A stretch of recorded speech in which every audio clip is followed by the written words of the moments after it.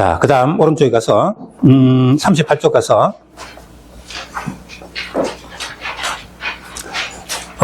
3, 4, 5가 있는데요. 다는 아직 하나 안 하더라도 4번 해둡시다. 토지임대부 분양주택은 몇 년?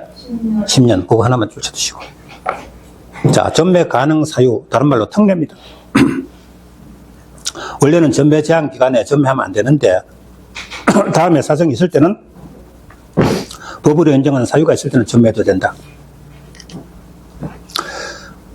자, 그러면 전매 제한 대상 주택, 원래는 전매 제한되는 건데 다음에 부득이한 사정이 있을 때는 전매 제한을 적용하지 아니한다. 줄 쳐봐요. 그건 무슨 말이죠? 그걸 전매할 수 있다는 거죠. 그죠? 그 대신 미리 동의를 받아야 돼요. 누구 동의? 한국토지주택공사 동의입니다. 자, 그게 작년에 개정됐어요. 주공 밑에다가 사업주체 X. 개정되기 전까지는 사업주체 동의였어요. 그 아파트 전 회사 있잖아요. 그죠? 저는 사업주체 동의를 받았는데 주택공사 동의를 받았어요. 그러면 전매 제한을 적용하지 아니한다.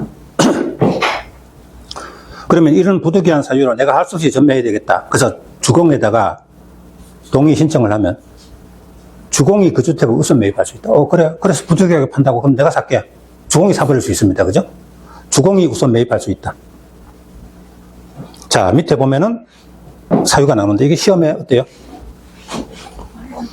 엄청 많이 나왔어요. 그죠? 보세요. 근데 쉬워요. 공법에 시험 가장 많이 나온 세 군데 중에 하나가 또 여기입니다. 그죠? 국계법의 장기가 미집행 부지 매수 선고, 건축법의 용도 변경, 그리고 주택법의 전매 제한. 근데 시험은 여기가 제일 쉬워요. 예. 몇 개만 보면 지금. 자, 첫째는 근무 생업상 사정 등으로 세대원 전원이 다른 시군으로 이전. 자, 서울에 있다가 부산으로 근무지를 옮겨가게 됐다. 그래서 세대원 전원이 다 부산으로 간다. 그럼 서울에 있는 지금 필요 없죠? 전매도 된다. 근데 다른 시군으로 하더라도 수도권 안에서 이전은 안 돼요. 예를 들어서 용인시에 있다가 서울시로 온다. 그건 전매 허용 안 됩니다. 그죠? 수도권 안에 이전 안 돼요. 그럼 시험에 날 때는 수도권에서 이전 안 하고, 용인시에서 서울시로 이전 이렇게 내버리면 되거든요. 그게 수도권 이전이죠. 그죠? 그건 전매 허용 안 된다. 이렇게 알아두시면 돼요. 자, 두 번째는 상속주택으로 세대원 전원 이전할 때 여기서 됩니다. 시험에 전원 대신에 일부 이라면 틀려요. 항상 전원이 들어가야 돼요. 자, 셋째는 이혼으로 인해서 그 지위나 주택을 배우자에게 이전하는 거. 전매 제한 기간 중이라도 해도 돼요. 자, 근데 여기 4번하고 저 밑에 7번하고 공통 단어가 있어요. 4번하고 7번의 공통 단어가 뭐죠? 배우자. 이 배우자가 문제죠. 그죠? 네, 오늘 김건희 그죠? 재판한다 그러는데 그때 배우자라는 말을 요새 한참 많이 나왔죠. 자, 근데 배우자인데 이거는 뭐예요? 이거는 이혼이고 이건 증여죠. 그죠? 근데 여기는 지위주택을 이렇게 나오고 여기는 지위주택의 일부를 이렇게 돼 있어요. 차이가 있죠? 예. 뭐 더 자세히 생각하지 말고 똑같이 배우자에게 이전하는데 이혼은 지위주택 전체 다를 증여는 일부를 요것만 주 아래 위로 줄을 딱 연결해 주세요. 그죠? 이혼은 지위주택을 증여는 일부를 이렇게 줄 연결해 주세요. 자, 그 다음. 자, 3번은요. 세대원 전원이 해외 이주 또는 2년 이상 해외 체류. 그러면 전매해도 된다. 자, 그 다음에 5번은 생략하고요. 6번에 가니까 경공매 시행. 채무를 이행하지 못해서 자기 주택이 전매 넘어갔다. 자, 경매 넘어갔다 이거죠. 경공매 넘어가면 그거는 본인이 투기하려고 이 제도를 두는 목적이 투기 방지를 위한 거잖아요. 근데 경공매 넘어간 건 투기하고는 관계없죠. 전매도 된다. 자, 그래서 그 8번에 보면 뭐 실직 파산, 뭐 경제적 어려움 이런 말 나오는데 별로 어려운 거 없어요. 그래서 나중에 문제를 통해서 몇 개만 연습하면 여기는 그냥 가볍게 다 맞출 수 있습니다. 자, 그래 두고 우선 매입가 보죠. 아까 나왔던 거죠. 자, 법으로 인정하는 사유로 전매하더라도 주택공사 동의를 받아야 된다 그랬죠. 그럼 동의 요청 들어가면 주공이 그래 부득이하게 그렇게 판다고 그럼 우리가 살게. 누가 우선 매입? 주택공사가 우선 매입. 자, 이렇게 아까 동의 받을 때 사업주체 동의를 주공 동의를 바꾼 이유가 이런 것 때문이죠. 전에는 동의는 사업주체가 하고 우선 매입은 주공이 하고 뭐로 그걸 복잡하게 하냐. 그럼 처음부터 주공 동의 받고 우선 매입도 주공이 할 수 있도록 하고 그럼 그게 훨씬 쉽겠죠, 그죠? 그래서 바꾼 거다. 역시 부기 등기해야 한다면 맞다. 하여튼 주택법에 부기 등기해야 한다고 전부 맞다 그러면 돼요. 예. 자, 전매 제한 위반. 그럼 전매 제한 기간 내에 전매할 수 있는 특례 그거는 위반 아니죠. 근데 거기에 해당하지 않으면서 만약에 전매 제한을 위반했다면 전매를 했을 때는 자, 그러면 지위나 주택을 가지고 있는 자가 전매 제한을 위반했다. 그럼 사업주체가 그 자에게 일정한 비용을 지불하고 그 주택을 다시 환매해 버릴 수 있어요. 누구에게? 자, 원래 가지고 있는 자가 다른 자에게 전매했죠, 그죠? 그럼 이미 소유권이 이 사람한테 넘어갔죠. 그럼 이 매입한 자에게 사업주체가 일정한 비용을 지불하고 다시 환매해 버리는 겁니다. 자, 매수인에게 지급한 경우 뭐를? 매입 비용을. 자, 이 매입 비용을 전매 대금을 하면 틀려요. 요게 25회 때 시험 나왔어요. 전매 대금 뭐죠? 이 사람이 이 사람한테 10억 받고 넘겼다 이겁니다. 이게 전매 대금이죠. 그럼 사업주체가 이 매수인에게 주는 거는 전매 대금 10억을 다 주는 게 아니라는 겁니다. 뭘 줘요? 전매 대금이 아니고 매입 비용, 법의 매입 비용. 이 매입 비용은 뭐냐? 법에서 산정한 기준에 따라 산정한 금액, 그겁니다. 그럼 이거 매입자는 손해볼 수가 있죠? 근데 어쩔 수가 없어요. 이자가 법을 위반해서 전매했으면 전매대금 10억을 사업주체가 다 주는 게 아니고 환매할 때는 법으로 산정된 금액, 그게 바로 매입비용. 전매대금 하면 틀리고 매입비용에 맞는 거예요. 그럼 그 지급한 날에 그 지위를 사업주체가 다시 취득해버립니다. 자, 그리고 이렇게 위반자는 이런 거 위반한 자는 입주자 자격을 당분간 제한할 수 있어요. 앞으로 몇 년간은 당첨 못 된다 이런 거. 그래서 10년 범위에서 정하는 기간 동안 입주자 자격을 제한할 수 있다. 그리고 벌칙이 3년 3천만 원. 자, 여기 주택법의 벌칙이요. 좀 이따 불러드리겠지만은 전공해가지고 여기 전매 제한 위반하고 좀 이따는 공급질서 그런 금지 위반하고 두 개가 3년 3천만 원. 나머지는 전부 2년 2천만 원. 이렇게 정리하면 돼요. 자, 그래 놓고 교재 조금만 표시해보죠. 그 박스에 있는 거는 다 표시했죠? 네. 그럼 주공의 동의 방법도 필요 없고요. 넘겨보세요.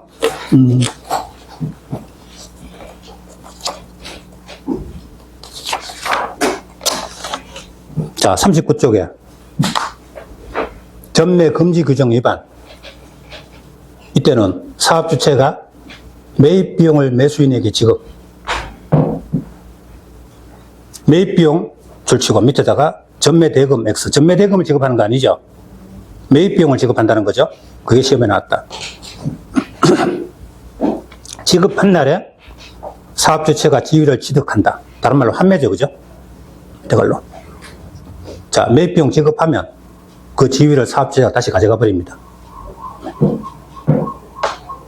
자, 그리고 4번 가면은 넷째 줄에 부기 등기해야 한다.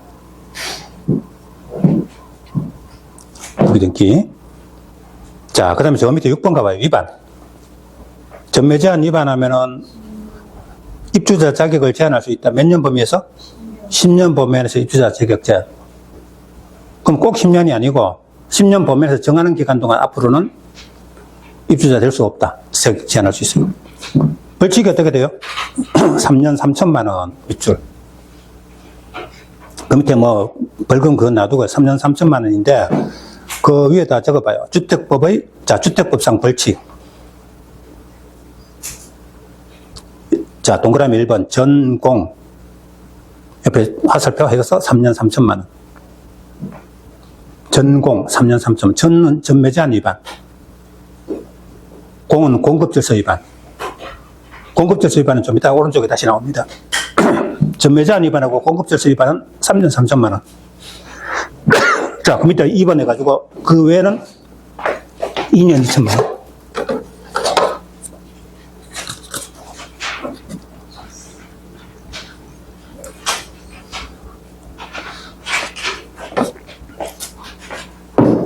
자, 그래서 공법에는, 자, 공법의 벌칙이 중개법 벌칙보다 더 많을까요, 적을까요?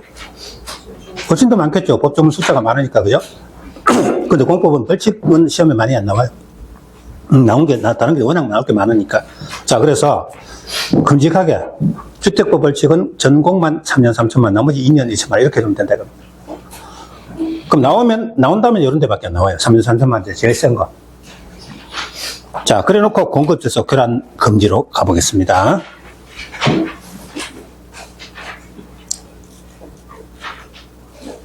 자, 일단 여기 보시면 누구든지, 처음부터 누구든지라고 딱 하는 건 아주 강력한 의지를 그저 표현한 거죠. 주택법에 따라 건설 공급되는 주택, 그 주택을 공급받기 위한 정서지위, 그 주택 공급받는 정서지위 어떤 게 있어요? 주택 상환 사채, 주택조합원 지위, 이런 거 있죠, 그죠? 입주자 저축 정서, 그거 가지고 있으면 주택 공급받을 수 있는 거. 이 정서 지위를 양도에서도 안 되고, 양수에서도 안 되고, 알선에서도 안 되고, 광고에서도 안 되고. 보통 이런 건 당사자가 하는 거, 중개업자가 할 가능성이 많은 거죠. 그럼 중개업자가 위반하면 이 법에 따라 벌칙 당할 수도 있고, 중개사법에 중개업자 금지형이 걸 수도 있죠, 그죠? 자, 해서는 안 된다. 그리고 그 정서 지위를 이용해서 주택을 공급받아서도 안 된다. 이렇게 되어 있습니다. 그럼 여기서 양도해서는 안 된다 했는데 도대체 양도가 뭐냐? 매매든 증여든 권리 변동 수반하는 일체의 행위가 다 양도에 들어갑니다. 그럼 아까 전매하고 비슷하죠, 용어가? 증여도 안 되는 거죠? 근데 상속하고 저당은 제외돼요. 엄청 많이 나왔죠, 그죠? 아까 전매에서는 상속만 제외돼서 허용됐죠. 근데 양도에는 상속하고 저당이 제외돼서 허용됩니다. 그래서 전상, 양상조 이렇게 외우시면 된다. 그럼 지나갈 때마다 보니까요. 전매에서는 상속 제외, 양도에서는 상속 저당 제외. 그리고 정비법에서 양상이에서 재개발, 재건축 자원인은 양도에서 상속하고 이혼이 제외. 이런 거 나오죠.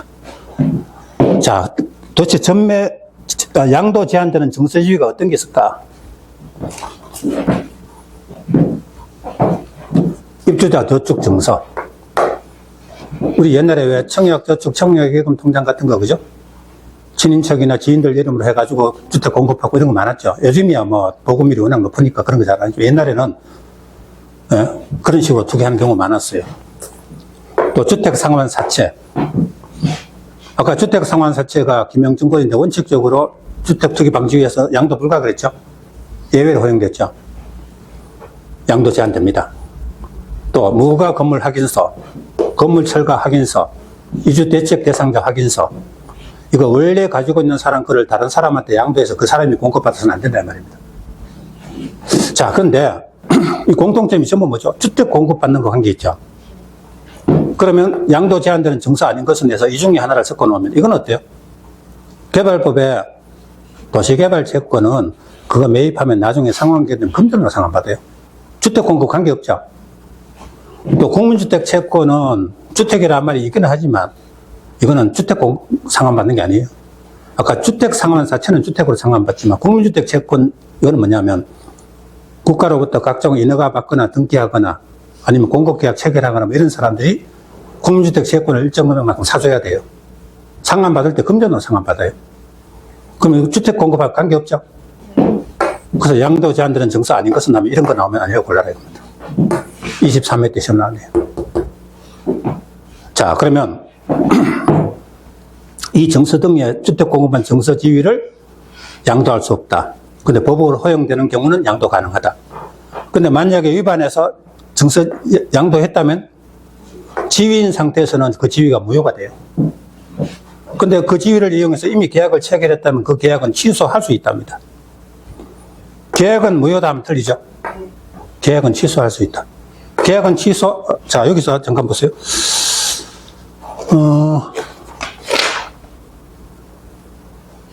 자, 그러면 교재에다 한번 표시해보죠. 그죠? 자, 40쪽에 맨 위에. 누구든지 주택법에 따라 건설 공급되는 주택을 공급받기 위한 둘째 주제 정서 지위, 정서 동그라미, 지위 동그라미. 양도 양수, 또 다음 줄에 알선 광고 해서는 아니 된다. 양도의 동그라미. 그 대신 관로 속에 상속 저당 제외죠. 자, 밑에서 양상이라고 적어봐요. 양도에서는 상속하고 저당이 제외된다. 허용된다. 그리고 다음 줄. 주택을 공급받거나 공급받게 해서도 안 된다. 이때 정세지위가 어떤 게 있죠? 1번은 주택조합원 지위입니다. 주택조합 설립에 따른 지위니까 다른 말로 주택조합원 지위. 지역조합, 직장조합 이런 조합원 지위 있죠. 또 주택상환사채, 입주자 저축 증서, 무허가 건물 확인서, 건물 철거 예정 증명서, 건물 철거 확인서, 이주 대책 대상자 확인서 줄만 쳐둡시다. 공통점이 뭐죠? 주택 공급하고 관계 있는 거예요. 그럼 그 밑에 적어봐요. 도시개발 채권 X, 국민주택 채권 X. 그런 건 아니죠, 그죠? 그건 주택 공급이 아니라는 겁니다. 자, 위반 가봐요, 위반. 둘째 주제 지위는 뭐로 한다? 무효. 오른쪽에 계약은요? 취소하여야 한다. 자, 옆에다가 밑에다 무효 X. 취소할 수 있다 X. 자, 이것도요, 여기 고쳐야 되는데 못 고친 거예요. 취소, 원래 할 수 있다는데 하여야 한다로 바뀌었어요, 그죠? 계약은 취소하여야 한답니다. 그게 무효하면 안 된다는 거. 자, 그리고 2번 가봐요. 위반자에게, 사업주체가 위반자에게 일정 금액을 지급한 경우 다시 취득한 것으로 본다. 이게 한매죠. 일정 금액 지급하면 사업주체가 다시 취득합니다. 그리고 맨 끝에 줄에 퇴거 명령 할 수 있다. 자, 넘겨보세요. 벌칙은요? 아까 전공이 3년 3천만 원 그랬죠? 자, 형사처벌 가면은 3년 3천만 원 줄치고 위에다 전공 쓰고 공에 동그라미 딱 쳐요. 그럼 전에 동그라미 치면 전매자 위반이고 공에 동그라미 치면 공급질서 위반이죠. 그죠? 3년 3천만 원 이렇게 하면 됩니다. 그 나머지는 중요한 거 나오면 전부 2년 2천만 원 그러면 돼요. 자, 이제 저당권 설정 제한 한 개가 더 나옵니다. 거의 다 됐어요. 그죠?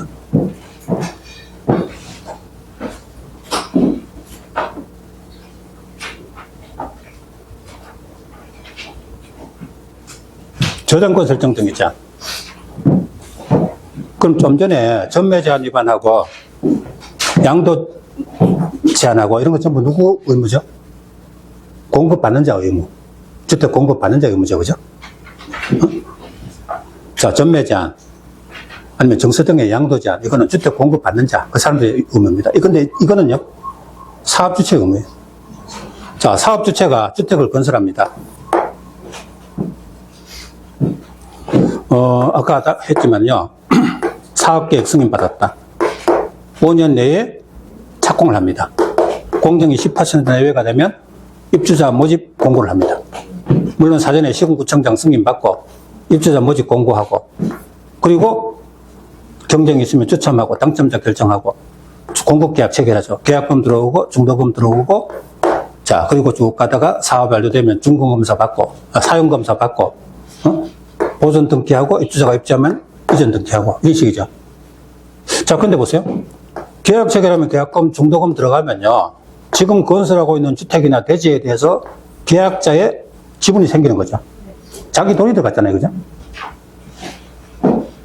그러면, 근데 문제는 사업주체가 이 공사하는 중간에 자금 사정으로 자, 어려우니까 현재 건설하고 있는 주택이나 대지에 대해서 처분한다거나 아니면 저당권 설정하거나 그럼 나중에 잘못하면은 문제가 생기면 입주 예정자들이 이 주택을 공급 못 받는 사태가 생길 수 있죠. 그죠?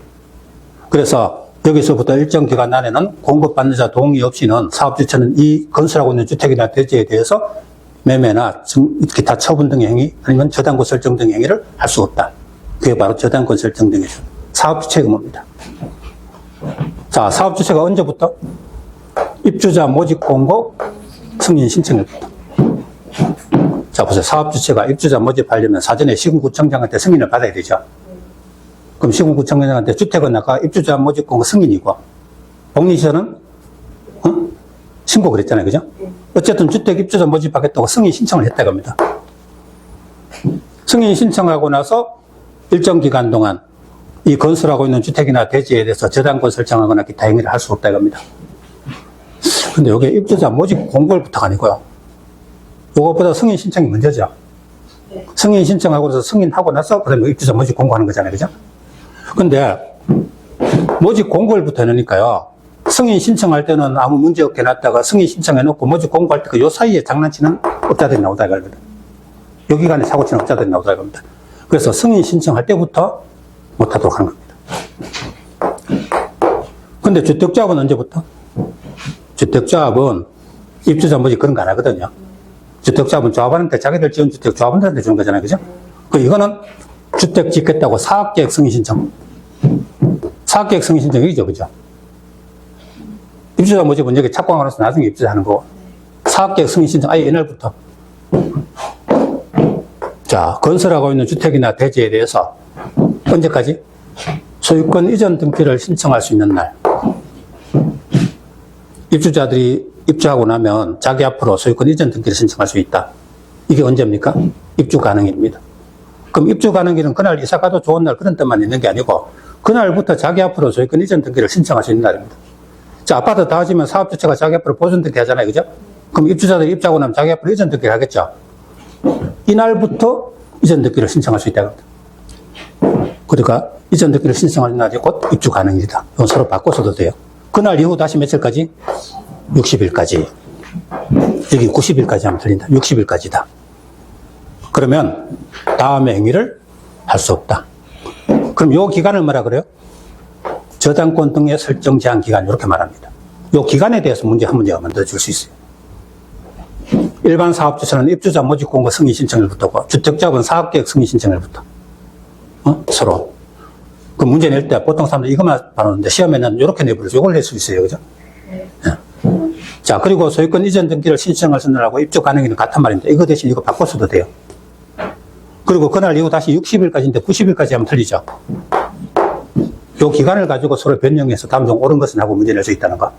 나중에 문제를 통해서 많이 봅니다. 그죠? 지금 뭐 다 알 필요는 없고 문제를 통해 연습하면 돼요. 그럼 이 기간 동안에 할 수 없는 행위가 제한 행위죠. 입주 예정자 동의를 없이 다음 행위를 할 수 없다. 그럼 동의를 받으면 할 수 있다는 거죠. 그러니까 입주 예정자들이 사업주체가 동의 요청 들은다고 읽어보도 안 하고 검토 안 해보고 그냥 막 동의하면 안 됩니다. 그죠? 이런 거 동의해줬다가 나중에 문제 생겨버리면 그죠? 사업주체 책임 안 지잖아요. 동의 없이는 해서는 안 된답니다. 어떤 거? 저당권, 담보물권 설정 안 된다. 전세권, 지상권 등기되는 부동산 임차권 설정 안 된다. 그럼 등기되는 게 안 되니까 등기 안 되는 거 미등기는 해도 되죠. 그 다음에 매매 정리 등기 방법으로 처분하는 행위 안 된다. 이런 거 할 수 없다. 이겁니다. 자, 그리고 이런 거 확실히 할 수 없도록 사업주체는 지금 건설하고 있는 주택이나 대지에 대해서 압류 등의 목적물이 될 수 없는 재산이면 소유권 등기에 부기 등기해야 한다. 근데 공공주체는 부기 등기 안 해도 된다. 근데 부기 등기를 언제 하냐? 대지는 언제? 입주자 모집 공고 승인 신청과 동시에. 그러니까 사업주체에게 입주자 모집 공고하겠다고 입주자 모집하겠다고 승인 신청 들어가죠. 그때 대지에 대해서 부기 등기를 해서 제출해야 돼요. 근데 주택은 아직 지어놓은 거 아니죠? 응? 공정이 한 10% 되면 땅만 파놓은 상태에서 입주자 모집 승인 신청하잖아요. 그죠? 그럼 주택은 아직 지어놓은 거 아니죠? 그래서 주택은 나중에 다 지어가지고 소유권 보존 등기와 동시에 보존 등기할 때 부기 등기를 해야 된다 이겁니다. 요 부기 등기 시기. 대지는 이때, 주택은 이때 구별하시고. 그럼 부기 등기일 후에 다음에 일정한 행위를 했을 때는 그 행위는 무효로 한답니다. 취소하실 때가 아니고 무효로 한다고 되겠습니다. 자, 위반은 어떻게 될까요? 아까 전공이 3년 3천만 원 그랬죠? 그럼 나머지는 전부 2년 2천만 원.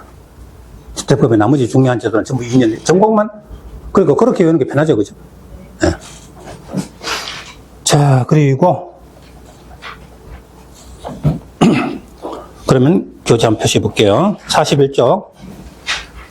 저당권 설정 등의 제약. 사업주체. 이거 사업주체 의무죠. 자, 언제부터? 입주자 모집 공고 승인 신청일 후부터. 자, 주택조합은요? 사업계획 승인 신청일 후부터. 왜? 주택조합은 입주자 모집 안 하니까. 언제까지? 소유권 이전 등기를 신청할 수 있는 날 밑줄 쫙 긋고 밑에 이퀄해서 입주 가능일. 그게 곧 입주 가능일이거든요. 서로 바꿔서도 돼요. 그날 이후 다시 며칠까지? 60일까지 동그라미. 밑에 90일까지 X. 90일까지 해서 틀렸다. 시험 나왔어요. 또 3개월까지 해도 틀리죠? 네. 3개월 어디서 많이 봤죠? 아까 왜 협의기간 3개월 그런 거 있잖아요. 그죠? 근데 여기는 60일까지입니다. 입주 예정자 동의 없이는 다음 행위를 하여서는 아니 된다. 그럼 동의 받으면 할 수 있죠. 어떤 거? 저당권, 담보물권 설정, 전세권, 지상권 등기되는 부동산 임차권 설정, 등기되는 에 갈로 치세요. 또 매매 증여 등 처분하는 행위 할 수 없다. 자, 그리고 42쪽 세대주를 부기 등기해야 한다. 입주 예정자 동의 없이는 압류 등의 행위를 할 수 없는 재산임, 이걸 소유권 등기에 부기 등기해야 한다. 근데 국가, 지자체, 주공 등 공공주체는 그러하지 아니하다. 등기하지 않아도 된다는 거죠. 자, 부기 등기 시기. 대지 동그라미. 대지는 언제? 입주자 모집 공고 승인 신청과 동시에. 이번에 주택은요? 소유권 보존 등기와 동시에. 부기 등기 효력은 부기 등기일 이후에 압류 등의 목적물을 한 경우에는 뭐로? 무효 동그라미. 무효입니다.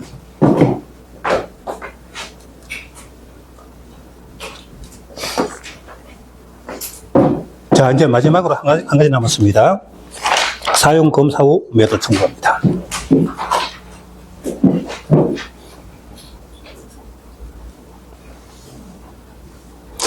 우리 매도 청구 아까 하나 나왔죠?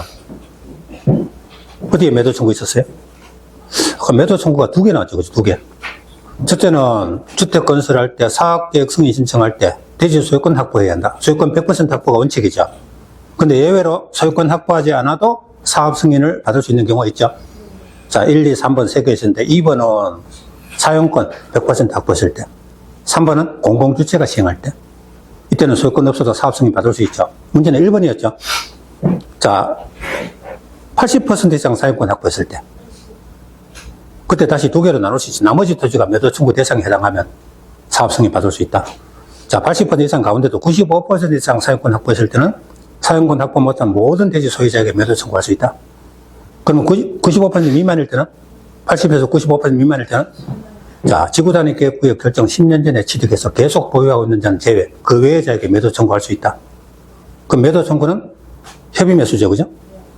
그래서 시가로 매수한다. 3개월 이상 협의 기간을 준다. 그런 이야기 했어요. 또 하나 더 있었죠, 매도 청구.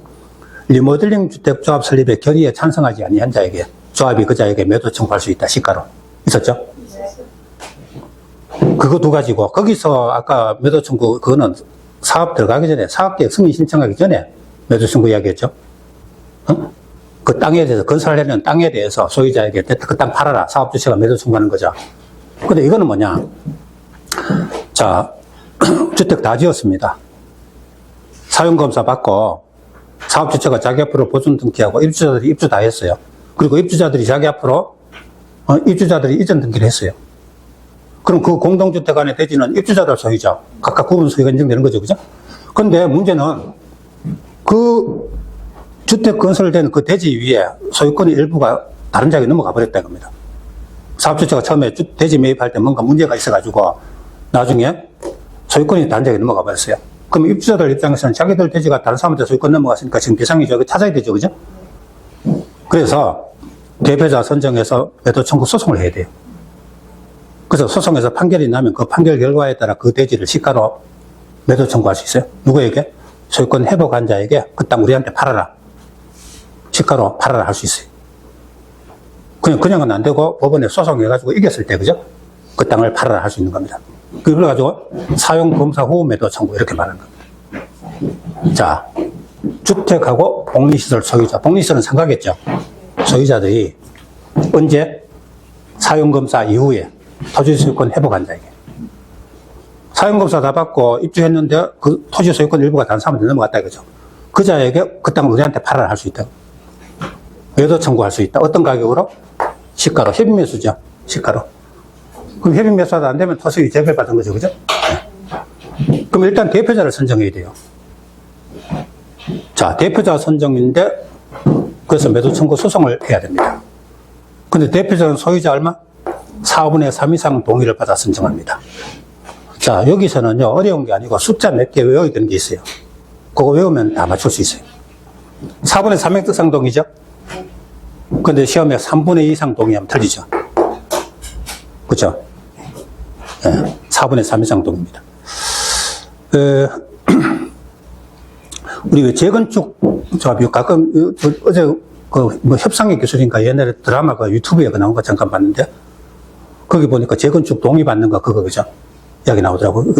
이재훈 배우가 나오는 거 그죠? 거기 보니까, 예, 뭐, 4분의 3 이상 동의, 3분의 2 이상 동의 그런 거 나오는데, 재건축 조합의 동의는 원래 75% 이상 동의죠. 4분의 3이죠, 그죠? 근데 그걸 가지고 작년에 개정돼가지고 몇 분의 70 동의로. 그럼 75를 100분의 70으로 낮춰줬죠. 완화했죠, 그죠? 좀 더 재건축을 쉽게 하게 하려고 동의 요건을 낮췄죠. 75에서 70으로 줄이면 5% 줄여지잖아요, 그죠? 그 드라마에서는 보니까 한 사람 동의 못 해가지고 그 채우는 거 때문에 이야기했는데, 그건 결국은 뭐냐면 정부에서 그 취지가 뭘까요? 동의 요건을 낮춘 거는 주택 공급을 늘리게 하려고 동의를 빨리 재건축을 좀 활성화하기 위해서 동의 요건을 낮췄다. 그런 이야기입니다. 자, 그래서 여러분 지금은 뭐 그거 들으면 무만인가 싶지만 나중에 이제 중개사 따고 나서 중개하면요. 그런 거 들으면 바로 이해가 돼요. 공부했는 게 있기 때문에, 그죠? 자, 그러면 이런 거. 일단 매도 청구할 때는 대표자 선정에 얼마 이상 동의? 4분의 3 이상 동의. 그래서 이 대표자가 매도 청구 소송을 합니다. 그래서 판결이 나요. 그 판결은 소유자 전체에게 효력이 미친답니다. 동의하지 않은 소유자에게는 효력이 미치지 않는다. 틀렸죠? 그러니까 대표자 선정을 동의했든 반대했든 간에 나중에 판결이 나면 판결 결과는 모든 소유자에게 효력이 다 미칩니다. 네. 자, 그 다음에 매도 청구하려는 토지 면적은 주택단지 전체 대지 면적의 5% 미만이라 해야 돼요. 자, 소유권이 다른 사람한테 넘어갔는 거 매도 소송 설정하면 전체 대지 면적 5% 미만일 때만 매도 청구할 수 있습니다. 그럼 5% 넘은 거는 매도 청구 못 한다는 거죠, 그죠? 네. 요거 또 기억해야 돼요. 요것도 3번 나왔어요, 그죠? 4분의 3, 5% 미만, 이런 거. 그리고 매도 청구 의사 표시는 소유권 회복한 날부터 얼마 이내? 2년 이내에 송달돼야 돼요. 그럼 매도 청구하려면 2년 안에 서류 송달을 해야 된다는 겁니다. 2년 이내. 이것도 알아두시고. 자, 그리고 주택 소유자들은 이 소유권이 다른 사에게 넘어가는 건 누구한테 잘못 있어요? 사업주체가 대지 매입할 때 잘못한 거죠. 그러면 매도 청구 비용 전부를 사업주체에게 구상할 수 있다. 자, 소유자들이 매도 청구 소송하고 매입하고 하려면 돈이 들잖아요, 그죠? 그 비용을 전부 누구에게? 사업주체에게 다 구상할 수 있답니다. 근데 시험에 딱 나오면 전부를 하면, 전부는 좀 그렇지 않을까? 그죠? 이러면 안 된다는 겁니다, 그죠?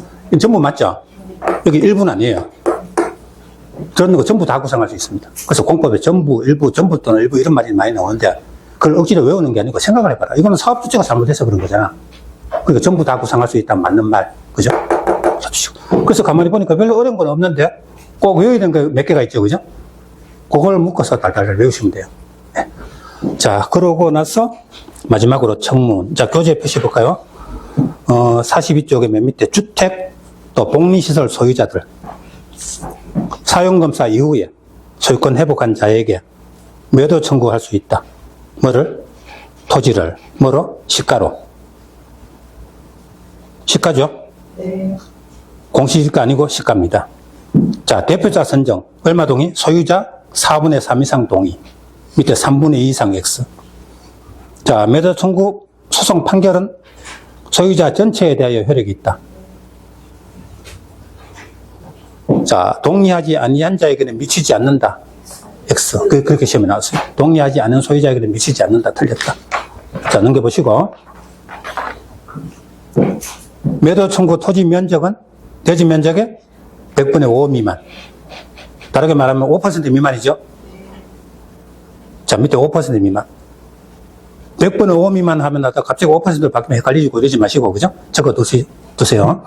자, 그 다음, 송달은요, 매도 청구 의사표시, 소유권 회복한 날부터 몇 년이네? 2년 동안. 2년 이내 송달돼야 돼요. 그 자리에 1년 하면 틀리죠. 2년 이내.